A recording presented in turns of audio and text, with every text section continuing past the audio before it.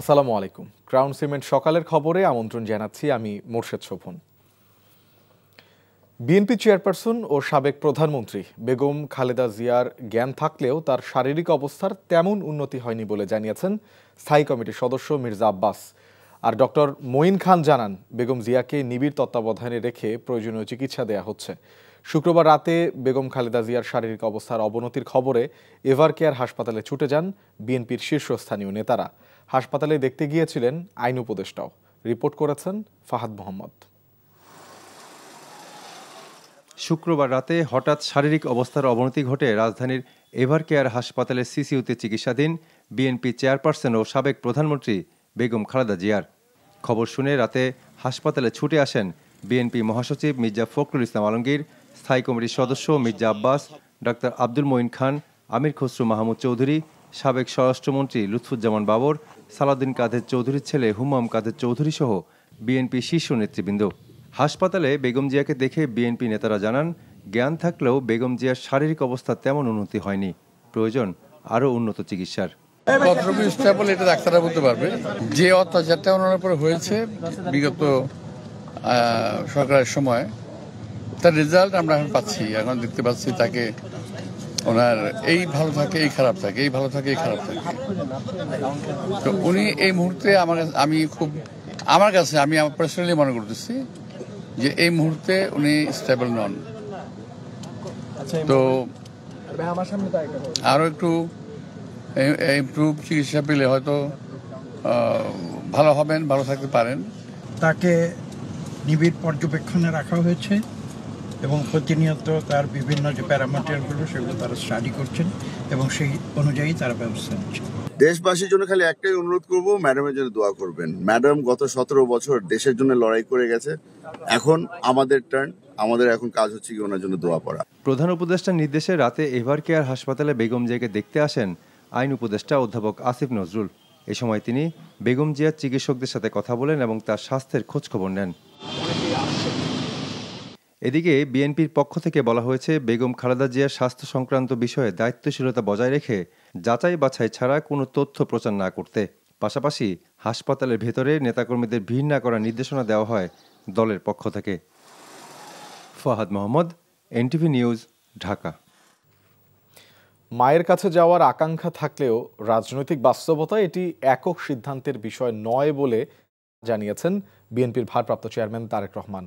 Facebook স্ট্যাটাসে মায়ের রোগ মুক্তির জন্য দোয়া চেয়ে তারেক রহমান জানান, গুরুতর অসুস্থ বেগম খালেদা জিয়া হাসপাতালের নিবিড় পরিচর্যায় রয়েছেন। তার রোগ মুক্তির জন্য দেশ জুড়ে দলমত নির্বিশেষে সবার দোয়া চলছে বলেও উল্লেখ করেন তিনি। স্ট্যাটাসে আরও বলেন, রাজনৈতিক পরিস্থিতি অনুকূলে এলেই স্বদেশ প্রত্যাবর্তনের দীর্ঘ প্রতীক্ষার অবসান ঘটবে বলে আশাবাদী তারেক রহমানের পরিবার। ছোট ছোট ভূমিকম্প হতে পারে বড় কম্পনের পূর্ব লক্ষণ, এমন মত দিয়ে ভূতত্ত্ববিদ ও বুয়েট বিশেষজ্ঞরা বলছেন, এখনই সর্বাত্মক প্রস্তুতি নেওয়া জরুরি। হাসান মাহমুদের ধারাবাহিকের দ্বিতীয় পর্ব আজ। বাংলাদেশের অভ্যন্তরে অন্যতম শক্তিশালী ভূমিকম্প হয় 1822 ও 1818 সালে। এই ভূমিকম্পের মাত্রা সিলেটে হয়েছিল 7.5 আর শ্রীমঙ্গলে হয়েছিল 7.6 মাত্রা। গেল 120 থেকে 125 বছরে মাঝারি ও বড় মাত্রার প্রায় শতাধিক ভূকম্পন অনুভূত হয়েছে। তবে এসবের মধ্যে 7 বা তার চেয়ে বড় মাত্রার ভূমিকম্পের সংখ্যা খুব বেশি নয়। দুটাই নয়, কারণ 500 বছর পর হলে আপনি বড় হ্যাঁ, কারণ আপনি একটু আগে আপনি বলছিলাম যে 7 ম্যাগনিটিউড মোটামুটি 100 থেকে 150 বছর পর আসে। 8-এর উপরে হয়ে গেলে সেটা 250 থেকে 300 বছর, আর 9 হলে আপনাকে টাইমটা আরও বেশি।